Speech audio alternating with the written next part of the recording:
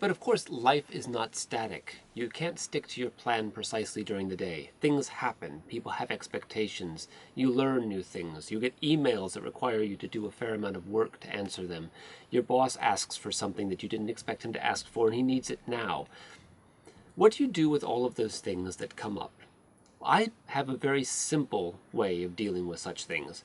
If it's something that can be done immediately, if, for example, somebody asks me a question that I can answer right now, I answer it right now and forget about it. If there's something that can be done in 2 minutes or less, this is one of David Allen's rules. Anything that can be done in 2 minutes or less, simply do it immediately. That keeps a lot of those little things from cluttering up your to-do list.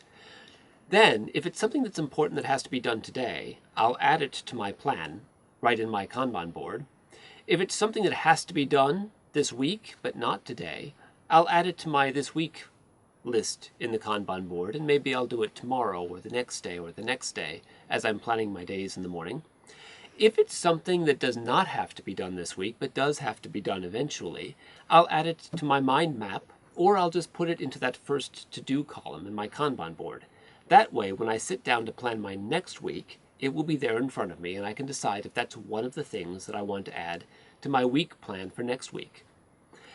Then there are other things that have to be done that aren't necessarily tasks. They don't fit into a task list. Things like meetings, doctor's appointments, something that has to be done at a very specific time. For these things, I use a calendar.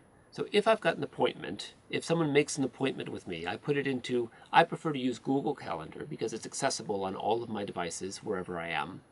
But you can use whatever calendaring system you like. That also keeps all of those time-related things completely off of your mind, so you don't have to think about them when you're planning your week or when you're planning your day.